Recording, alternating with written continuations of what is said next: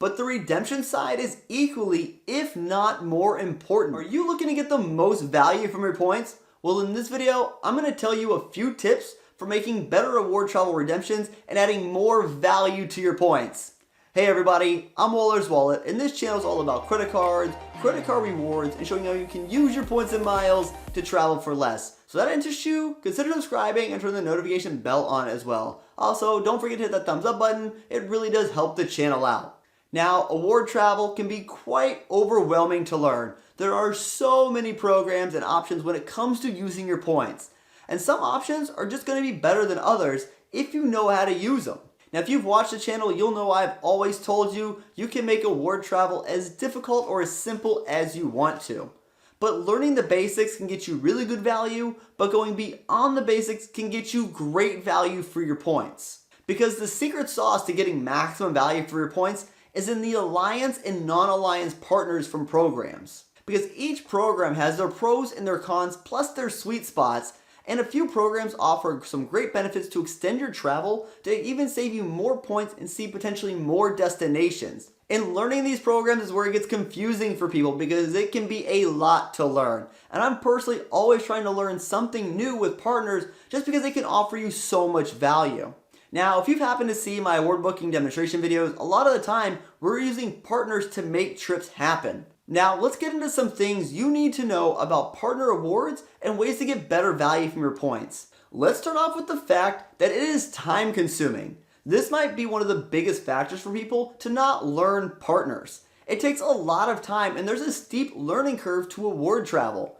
And the amount of time you're going to be looking at award charts and programs can really add up. And honestly, not all programs are worth looking into. In many cases, there are just a handful of programs that get a lot of attention from people. And then there are some programs that are good for a particular situation and you might not ever use it. So you might not want to spend hours learning about a program that you're probably never going to use. But diving into the programs that could add extra value can definitely be worth it for you. Next, let's talk about program rules. Now, the thing you need to remember, whatever points you're using to book your travel, you need to follow that program's rules, not the program of the airline you happen to be flying on. For example, if you're using your Singapore KrisFlyer miles to fly to Hawaii on United Metal, then you need to follow the KrisFlyer's program, not United's program. It doesn't matter if you're flying on a United plane. So you want to look at what Singapore KrisFlyer rules are, what they allow for benefits, fees, etc. And this is a common confusion for people because some will say, well, I'm flying on this plane, so I need to follow their rules. It's important to remember to follow the rules of whichever program's miles you use to book that trip.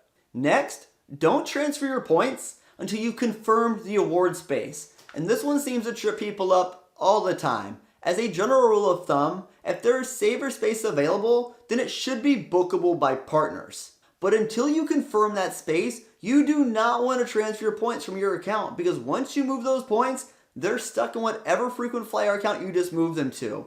And if there isn't space, well then you just potentially moved a lot of points for no reason and that could really hurt your options for redemption. And once you know there's space, then you should move your points to that frequent flyer account. Some points don't transfer instantly and there's really nothing you can do about that except hope that they're there in your account in time before the space fills up. Now, there are programs that allow you to put an award ticket on hold. So this could be great if you know that the points won't be transferred instantly. Just be sure to check if the program that you're using will allow you to put an award ticket on hold if points aren't going to be transferred instantly from whatever flexible currency you're transferring from. Now let's talk about the amount of points needed for redemption. And this is probably the biggest reason to look at partners to book your flights because you can save yourself a ton of miles this way. By knowing which partners offer more favorable options just sets you up for success when you're ready to book. And this is why flexible currency is just so great. It just gives us so many options. And that's because each program has different mileage requirements for the same routes. And these differences is where we look to get the most value from our miles. Or if you're someone who has airline specific miles, they can help you on certain partners, but airline specific miles typically have more limited flexibility than flexible currency as a whole.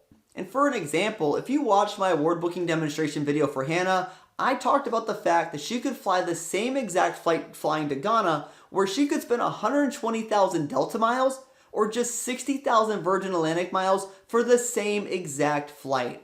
And if you didn't know that Delta and Virgin Atlantic had a partnership, then you could potentially have overspent on those flights.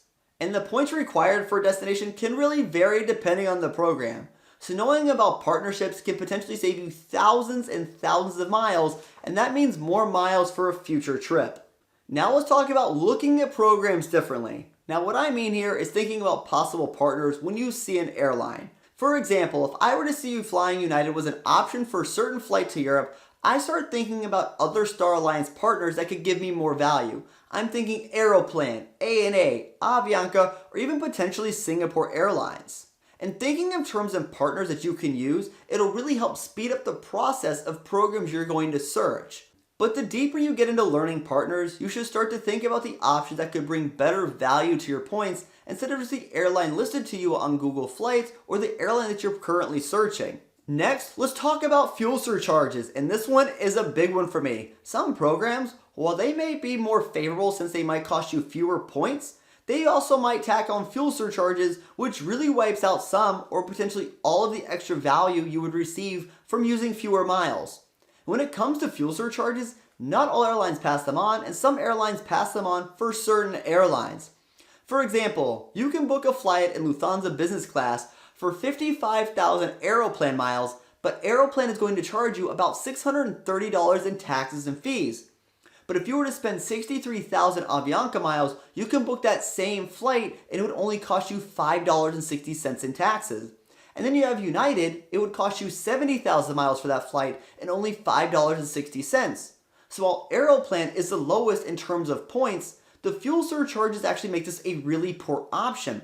And while United is low on the fuel surcharges, it's going to cost you 7,000 more miles than using Avianca. So evaluating partner fuel surcharges can help save you money when the point requirements are relatively close to each other. Now let's take a look at Stopover and OpenJaws tickets. Booking award tickets with Stopover and OpenJaws are a great way to add more value to your points and miles.